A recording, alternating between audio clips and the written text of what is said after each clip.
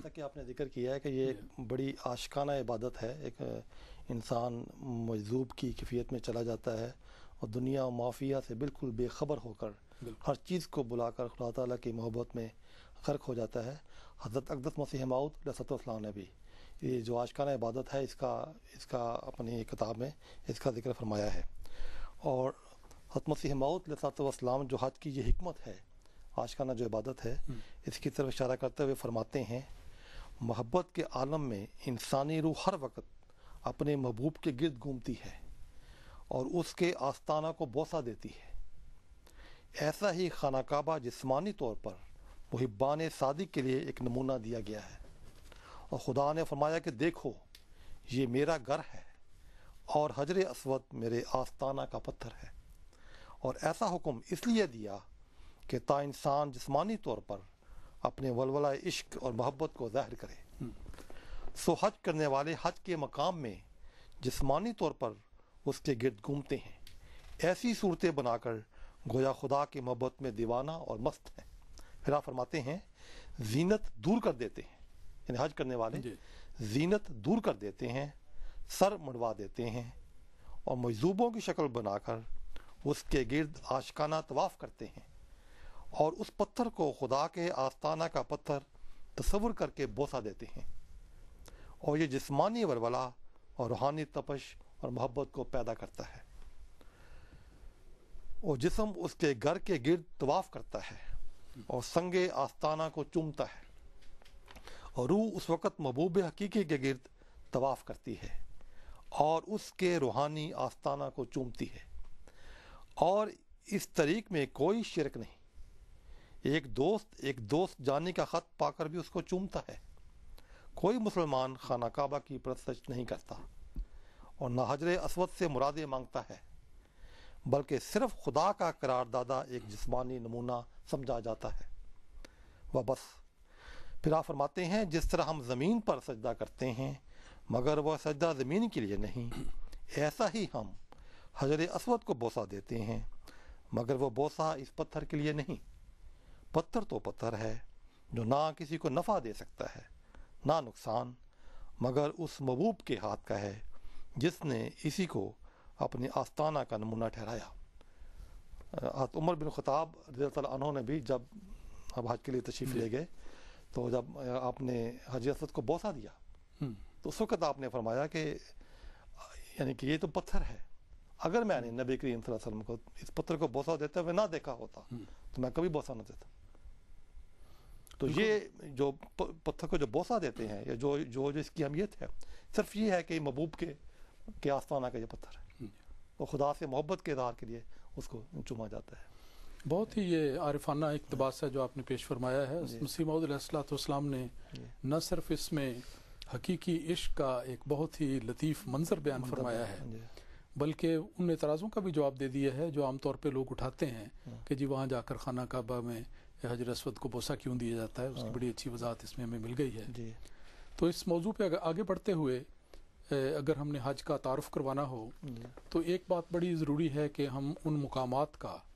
اور ان جگہوں کا بھی تعارف حاصل کریں جو حج کے ضمن میں آج کی گفتگو میں آئیں گی۔ تو اس لحاظ سے اگر دیکھا جائے تو سب سے پہلی جگہ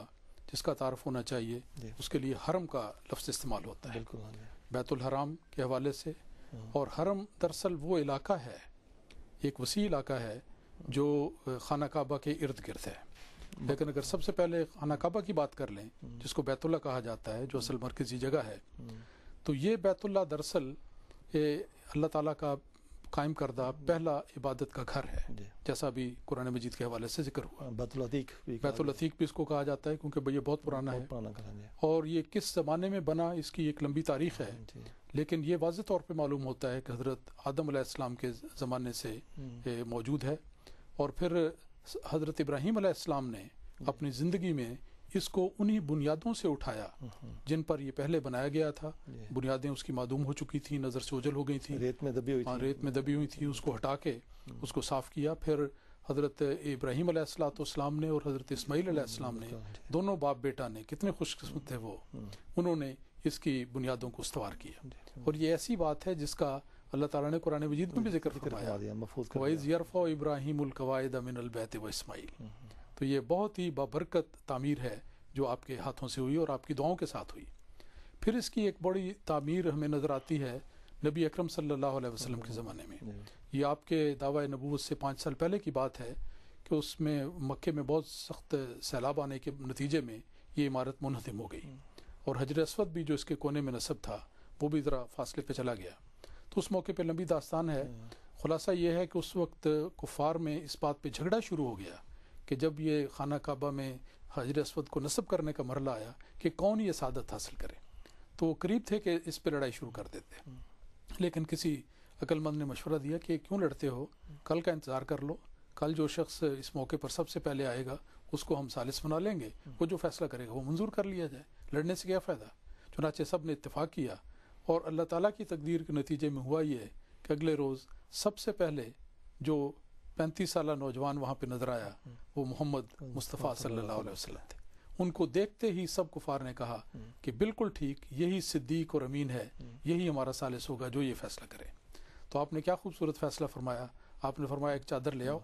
چادر لائی گئی، آپ نے دست مبارک سے حجر اسود کو اس کے درمیان میں رکھا، سب سرداروں کو موقع دیا کہ کناروں سے اٹھائیں، اٹھا کر وہ اس جگہ پر لے آئے، اور پھر جس شخص کا دراصل حق تھا نبی اکرم صلی اللہ علیہ وسلم، انہوں نے اس کو اپنے دست مبارک سے اٹھایا اور اس جگہ پر لگا دیا۔ تو حجر اسود کی ابھی بات ہوئی ہے، تو اصل بات یہی ہے کہ حجر اسود کی جو عظمت مسلمانوں کے دل میں ہے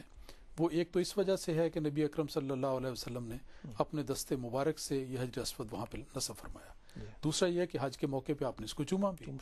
تو یہ دو برکتیں غیر معمولی طور پر اس پتھر کو ہیں، نام اس کا حجر اسود ہے لیکن کتنا مبارک اور کتنا بابرکت اور کتنا روشن پتھر ہے کہ جس کو چومنا اگر ہو سکے تو چومتے ہیں، نہ ہو سکے تو ہاتھ لگاتے ہیں یا ہاتھ کا اشارہ کرتے ہیں جو بھی ممکن ہو۔ تو یہ خانہ کعبہ وہ عمارت ہے جو بیت اللہ ہے، جو مرکز ہے اس سارے گفتگو کا، اور یہ اللہ تعالیٰ کا گھر ہے، ایسا اللہ تعالیٰ کا گھر ہے ساری انسانیت کے لیے بنایا گیا، اور یہ گویا اس حج کی عبادت کا مرکزی نقطہ ہے۔ اس کے ارد گرد حرم کا علاقہ ہے جس کو اللہ تعالیٰ نے عظمت عطا کی ہے، اور یہ حرم کا علاقہ ایسا ہے جو مکے کے ارد گرد پھیلا ہوا ہے، اور حرم کی حدود جو ہیں یہ مختلف اطراف سے مختلف بیان کی جاتی ہیں۔ یہ ایسا نہیں ہے کہ ہر طرف سے 1 میل یا 2 میل کا فاصلہ ہے، بلکہ الگ الگ ہے۔ ایک طرف سے مثلا مکے سے قریباً 3 میل، دوسری طرف سے 7 میل، اور تیسری طرف سے 9 میل بجانب جدہ حرم کی حدود پھیلی ہوئی ہے۔ اور حرم کے اندر اللہ تعالیٰ نے یہ بھی مقرر کیا ہے کہ بعض اس کی تقدس کے پیش نظر بعض شرائط ہیں جن کو مد نظر رکھنا ضروری ہے، اور ان آداب کو سمجھنا بھی ضروری ہے۔ مثلا حرم کی حدود کے اندر شکار کھیلنا، یعنی جانوروں کا شکار کرنا، کسی جنگلی جانور کو پریشان کرنا، اور خود رو ہری گھاس یا خود رو درخت کو کاٹنا، یہ چیز منع ہے۔ یہ بھی چونکہ فائدے کی چیزیں ان سے منع کر دیا گیا۔ البتہ اگر کوئی موذی جانور، تکلیف دہ، نقصان دہ، ہلاک کرنے والا، بچھو یا سانپ یا درندہ، فصلوں کو نقصان پہنچانے والا، کوئی کیل، چوا، کوا، اس قسم کے اگر کوئی جانور ہوں تو ان کو مارا جا سکتا ہے۔ اور ایک اسخر نامی گھاس کا ذکر آتا ہے، اور خود کاشتہ فصل یہ کاٹ سکتے ہیں۔ اسخر نامی ایک گھاس ہے، اس علاقے میں ہوتی ہے، اس کے بارے میں صحابہ نے عرض کیا تھا کہ یہ تو ہمارے لیے ایک لازمہ زندگی ہے، ضروری ہے، تو اس کو کاٹنے کے بغیر تو ہمارا گزارا نہیں ہوگا۔ تو نبی اکرم صلی اللہ علیہ وسلم نے اذن الہی سے اس بات کی اجازت دی۔ تو خلاصہ یہ ہے کہ حرم ایک بہت ہی مقدس علاقہ ہے، اور جب انسان اس دائرے میں آ جاتا ہے اور امن میں آ جاتا ہے تو امن کے جو تقاضے ہیں ان کو مد نظر رکھنا بھی ضروری ہے، اور ان باتوں کی پابندی کرتے ہوئے ہی انسان صحیح معنوں میں حج کا فریضہ ادا کر سکتا ہے۔ جو ان میں حرم کا علاقہ اس میں مکہ کے ارد گرد ہے، تو حج کے جو مختلف مقامات ہیں ان میں ایک صفا مروہ بھی ہے، جس کا گرد 7 چکر لگائے جاتے ہیں، اور